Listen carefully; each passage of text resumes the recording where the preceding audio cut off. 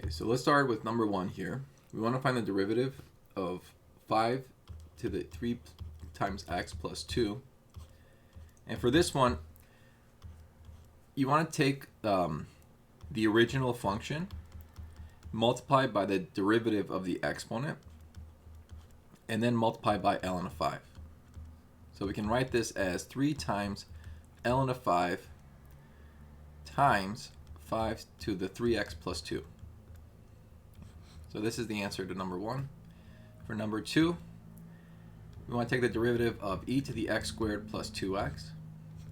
The derivative is itself multiplied by the derivative of the exponent. So this is the answer. For 3, we want to take the derivative of ln of 2x plus 1. So that's going to be 1 over the entire inside, which is 2x plus 1, multiplied by the derivative of the inside, which is 2. So that is 2 over 2x plus 1. For number 4, this one we have to use a change of base formula because we only know how to take the derivative of ln, not log, base, anything else except e.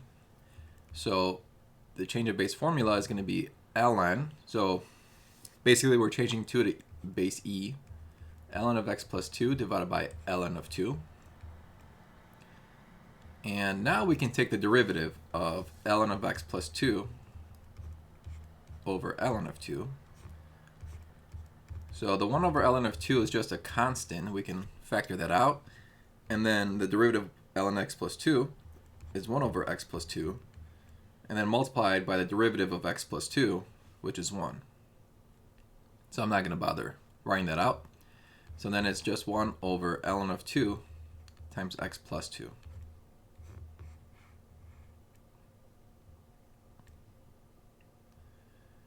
Okay, so that completes 1 through 4. Now for the bottom part, we want to find the third derivative of the following functions.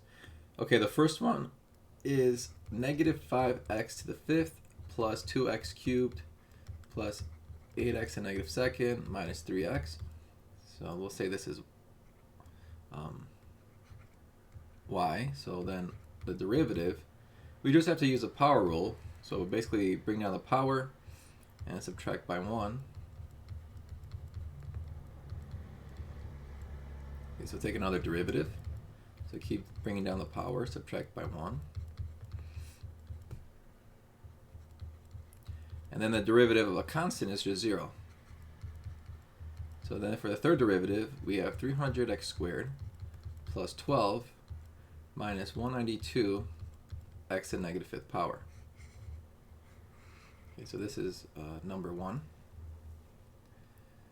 Number 2, this one, it's good to, because we're going to be taking multiple derivatives, let's just expand this out. And I claim that we don't really need to do much work. So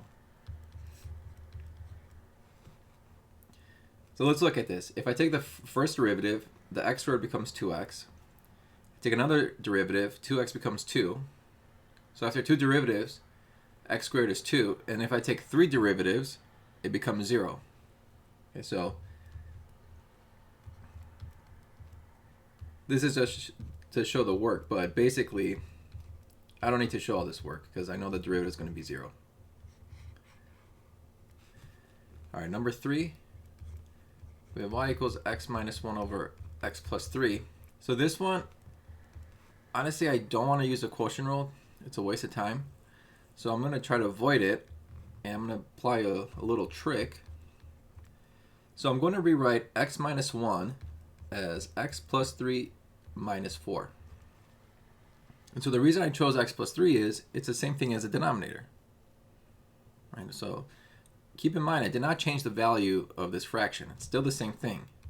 But now I'm going to break this up into 2 fractions. The first fraction will be x plus 3 over x plus 3. The second fraction is 4 over x plus 3. Okay, now x plus 3 over x plus 3 is just 1. And I'm going to bring the x plus 3 to the top. because I want to avoid the quotient rule, so I can save some time. Okay, so keep in mind this is just y. I did not take any derivatives. So when I take a derivative, the 1 goes away, and then I bring down the power, so it's 4. Keep the inside the same. The derivative of the inside is just 1, so I'm not even going to bother with that.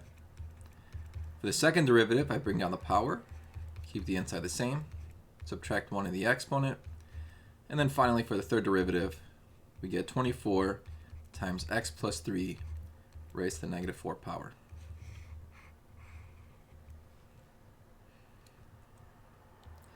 All right, now we have one more to go, so we have number 4. So we're given negative 2x to the 6th minus 3x to the negative 5th plus 2 over x cubed plus 2x to the negative 7th.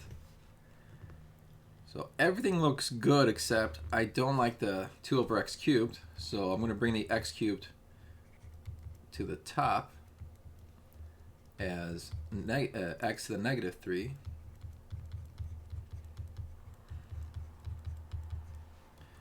Okay, so again, for this one, I'm just going to use the power rule. Bring down the exponent, subtract 1.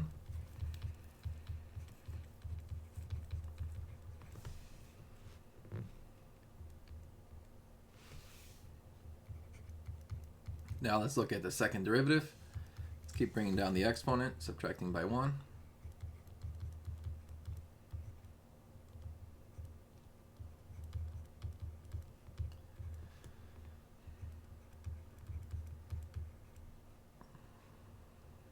Okay, and then finally, third derivative.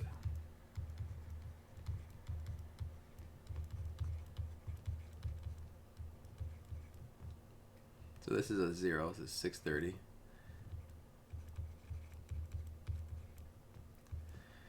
Okay, this one's a bit complicated. So we're doing 112 times negative 9. So I think it's negative 1008 x to the negative 10th. And that is our final answer. Okay. So all the problems are complete now.